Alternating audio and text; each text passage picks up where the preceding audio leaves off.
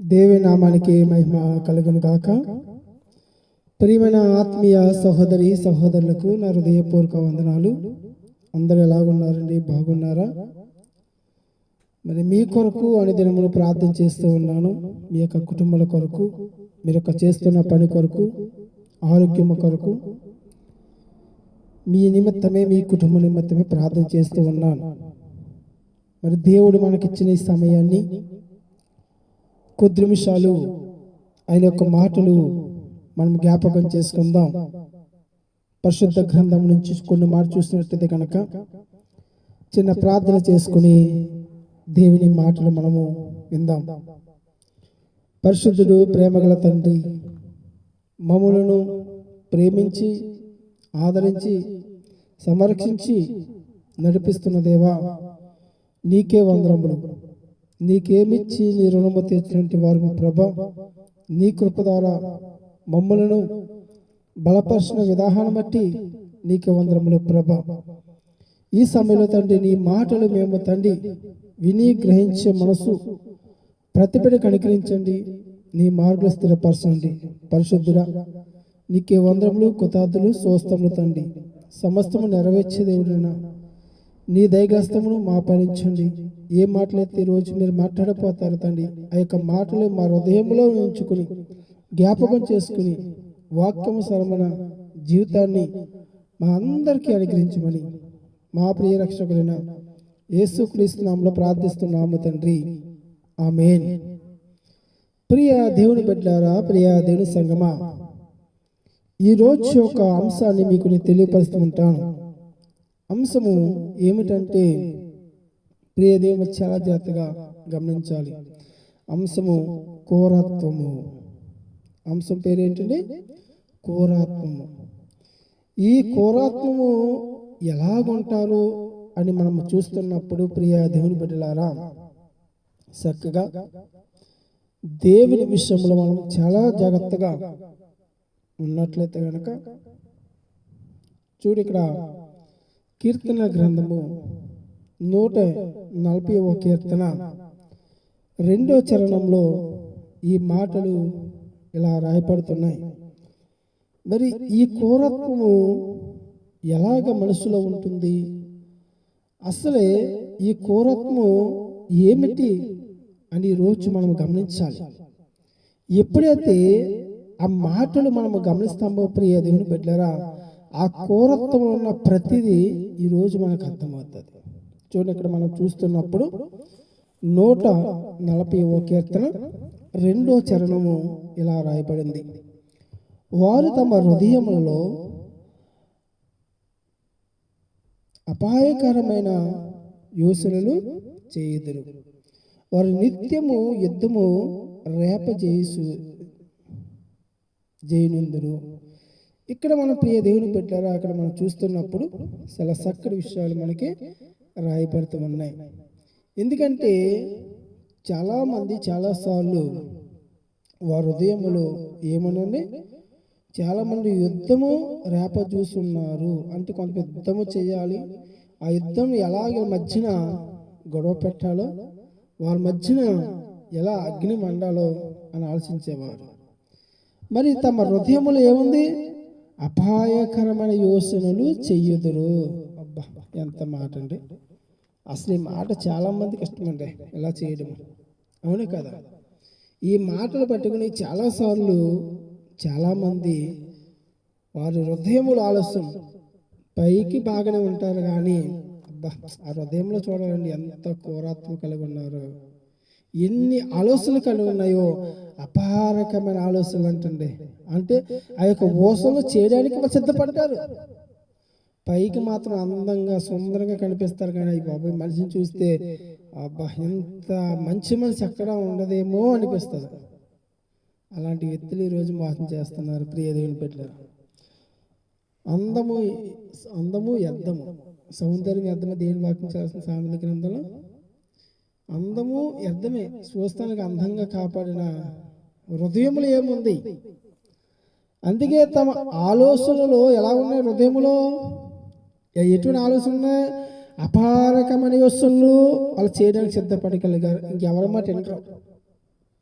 ఏంటి వాళ్ళు ఎలాగపోయి నాకెందుకులే, నేను బాగున్నా, నా కుటుంబం బాగుందా, పక్కవారు అసలు బాగుండకూడదు అని ఆలోచన కలిగిన వారి ప్రియ దేవుని బిడ్డలారా, ఇలాంటి వ్యక్తులు లేరంటారా?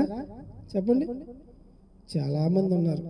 మన పక్కనే ఉంటారు, మనతోనే మాట్లాడతారు, మనల్ని మోసం చేస్తూ ఉంటారు. అందుకే ఇలాంటి వ్యక్తులు చాలాసార్లు ఉన్నాయి. ఈ క్రూరత్వం కలిగే వ్యక్తులు ఏం చేస్తారో తెలుసండి, వారికి అర్థం మారరు. కానీ దేవుడు రాకడ సమీపించినప్పుడు వాళ్ళు నశించిపోతారు. చూస్తారా ప్రియ దేవుని బిడ్డలారా?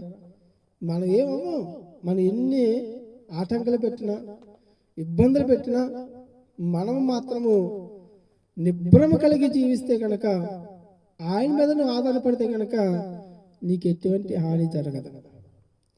లేదు ఆమె మాటలు విని నీవు లోబడిపోతే కనుక నీవు కూడా క్రూరత్వం కలిగిన వారి ప్రియ దేవుని బిడ్డలారా. మనము అలా ఉండకూడదని దేవుడి లేఖనములు సెలవిస్తూ ఉన్నాయి. మరి రోజు ఎంతమంది మేము క్రూరత్వం కలిగి లేవండి అని చెప్పగలుగుతాం? ఇది ప్రతి ఒక్కరిలో నీకు తెలియకుండానే వచ్చేస్తుంది. మాట్లాడితే వచ్చేస్తుంది నీలో, తెలుసండి. ఇప్పుడు గమనించారు మీరు? అందుకన్నాడు సామెతగా, విస్తారమైన మాటలు దోషం ఉండక మానదు అన్నాడు. ఎందుకు తెలుసండి? విస్తారంగా మాట్లాడితే నీలో దోషం ఉంటుంది, నీకు తెలియకుండా వచ్చేస్తుంది.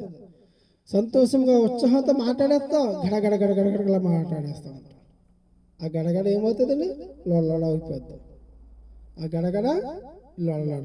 ఈ రెండు అయిపోయినప్పుడు ఏమవుతుందంటే కనుక అక్కడికి విరోధం పెరుగుతుంది. అప్పుడు క్రూరత్వంలో పెరుగుతుంది అన్నమాట. నువ్వు ఎంత మంచిగా ఉన్నా కానీ నిన్ను మోసం చేయడానికి, నీ మీద ఎన్నో కక్షలు కట్టడానికి ఈ క్రూరత్వం కలిగిన వ్యక్తులు ఉన్నారు ప్రియ దేవుని బిడ్డలారా. దేవుని వాక్యం చదివిస్తుందండి.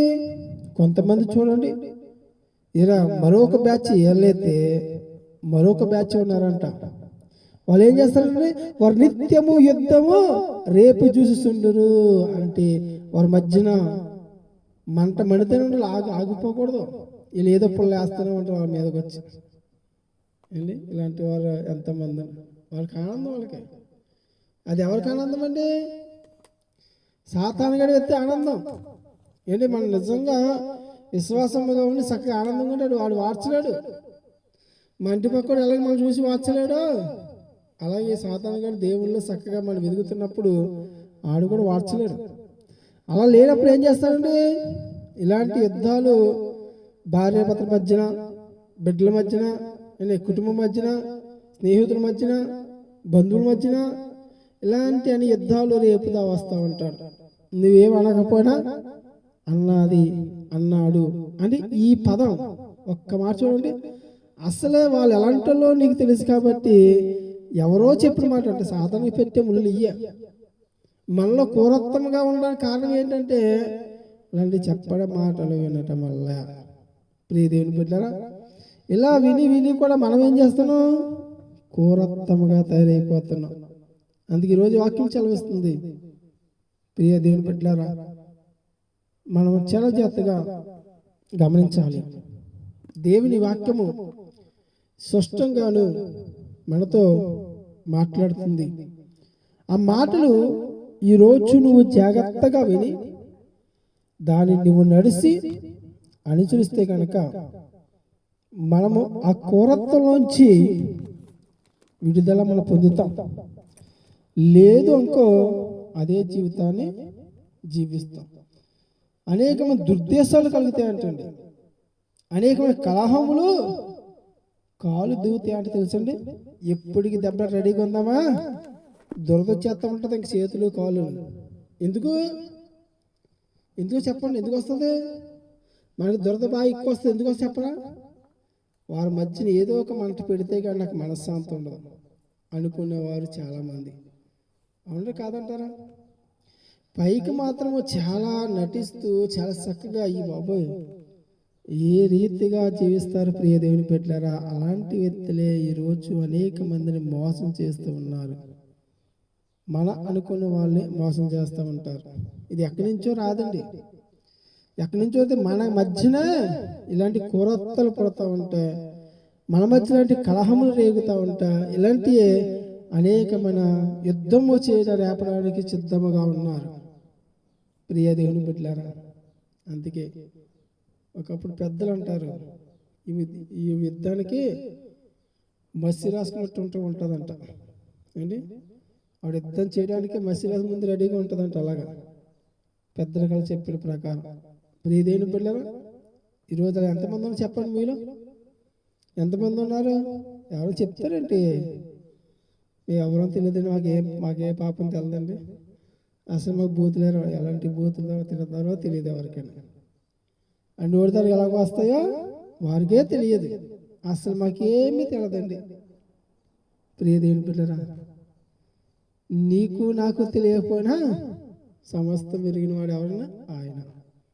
నువ్వు అనుకుంటా ఏమి తెలదని, ఏదో ఒక రోజున నువ్వు మాట్లాడడానికి సమాధానం చెప్పాలి.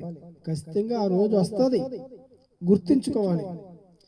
ఇప్పుడు మనకేం చేస్తారు, కళ్ళు మూతపడిపోతాయి, ఏమీ తెలియదు, ఎవరు చూడట్లేదు, ఏమి చెప్పట్లేదు, ఎవరికి అవసరం లేదు. నా దగ్గర డబ్బు, ధనము, బలము, ఆరోగ్యము ఉంది, ఎర్రవీగుతున్నావా ప్రియ దేవుని బిడ్డలారా? అలా ఎర్రవీగవంటే ఏదో ఒక రోజున నువ్వు కింద పడిపోవలసిందే. ప్రియ దేవుని, ఎంతటి విత్తైనా సరే, ఎంత ధనవంతుడైనా సరే, తప్పు చేసిన వారికి శిక్ష తప్పదు. ఇలాంటి సాతానుగాడు కొన్ని ముళ్ళు పెడుతున్నప్పుడు చాలా జాగ్రత్తగా మెలకువగా ఉండి మొదట మనము ఆలోచన సరి చేసుకుని మనం ఏం చేయాలండి ప్రియమైన దేవుని బిడ్డలారా, ఈ మాటల ద్వారా మనం జీవించబడాలి. ఎందుకు ఈ మాట చెప్తాను, నిత్యము వారు నిత్యం అంటారు. ఏం చేస్తారండి, యుద్ధము రేప చూసిస్తున్నారు, ఎప్పుడో దెబ్బలు పడుకుంటారా అని ఎదురు చూస్తారు, నక్క గుంటలాగా. అంటే నక్కలంటి వాళ్ళ మాట పక్కన ఎవరు తెలియకుండా చూసి ఇక్కడ ఆడుకో మాట ఈడుకో మాట చెప్పి వాళ్ళు ఏం చేస్తారండి, వాళ్ళ మధ్యన యుద్ధం రేపుతారంట. వాళ్ళిద్దరు ఎత్తుకుని మనసంత ఉండదంట. అబ్బా, కొంతమందికి తినే తిండి అన్నం తింటారు కదా, ఆ పొట్ట అరగాలంటే కనుక యుద్ధం చూడాలంటారు. అలాంటి వారు, అలాంటి వ్యక్తులు సాతాను పోల్చినట్టు వారు ప్రియ దేవుని పెట్టారు. అలా సాతాను పోల్చే ఉన్నారు, అలా ఉన్నారు కాబట్టి ఆ యుద్ధానికి సిద్ధముగా రెడీ అంటారంట ప్రియ దేవుని పెట్టారు. ఏంటి, నువ్వు కూడా దేవుని వాక్యం తెలిసి యేసు ప్రభువును తెలుసుకుని మీరు అదే రీతిగా జీవిస్తున్నావా? ఎన్ని శ్రమలు వచ్చినా, ఇబ్బందులు వచ్చినా, నిందలు వచ్చినా నేను భరిస్తాను, నేను ధైర్యంగా నిలబడతాను అని ఉన్నావు ప్రియ దేవుని బిడ్డారా? లేకపోతే అదే వ్యక్తిలాగా నీవు కూడా క్రూరత్వం కలిగి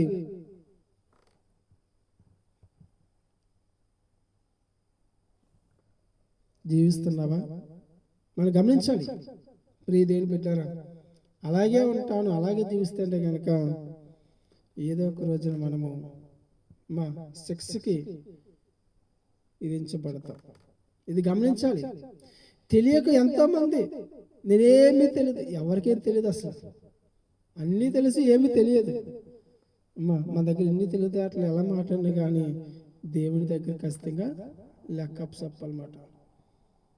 ఎందుకు వచ్చాం మన లోకానికి, ఎందుకు పంపించాడు ఆయన, దేనికోసం ప్రియ దేవుని బిడ్డలారా? మనం ఏం చేస్తున్నామంటే ఎవరు తమ హృదయములో అనేకమైన అపారకరమైన మాటలు, అపారకమైన యోచనలు మా అన్ని మా జీవితంలో కలిగి ఉన్నాయి. ఇలాంటి తీసుకోవాలని పంచుకుంటున్నాం ప్రియ దేవుని బిడ్డలారా. దేవుని వాక్యం ఉంటుంది కాబట్టి మనం అనుదినమును ఆయన మార్గంలో స్థిరంతముగా ఉండి దేవుని వాక్యాన్ని విని మనందరం కూడా బలపడి వాక్య ప్రకారంగా జీవించాలి. ఇలా మన పాత గ్రంథంలో కూడా మనం చూస్తున్నప్పుడు చాలా చక్కటి విషయాలు కూడా మనకి రాయబడతాయి ప్రియ దేవుని బిడ్డలారా. ఆనాడు నోహ వంశం వాళ్ళు మనం చూస్తున్నప్పుడు నీతిపరుతను ఒక్కడే కనిపించినట్లుగా మనం చూస్తూ ఉంటాం. కానీ అక్కడ దేవుడు నోహతో ఏమి చెప్పాడు, ఈ సమస్తము శరీరములతో ఉన్నది, ఈ సమస్త మూలము బలత్కారంతో నిండిపోయింది, ఇంకా వారికి ఏమైపోయిందండి, నా సన్నిధిని ఏం చేస్తున్నారు, అంతము చేసేస్తున్నారు, ఇంక ఈ భూమితో పాటు కూడా వారు నాశనం చేయడానికి సిద్ధపడి కలిగి ఉన్నారు. ఏంటి, ఇలాంటి క్రూరత్వం కలిగిన వ్యక్తులు ఏం చేస్తారండి, ఇంకెవరు లెక్క చేయరు. ఎందుకంటే వారు మరణానికి వారే దారితీస్తుందండి. ప్రియ దేవుని బిడ్డలారా, అలా మనం ఉండకుండా ఇప్పుడైనా మనం సరి చేసుకుని దేవుని వాక్యానికి లోబడి ఆయన మాటకు లోబడి మరి ప్రతి ఒక్కరు కూడా జీవించాలని ప్రభుపేట మనం చేస్తున్నాను. ప్రియ దేవుని బిడ్డలారా,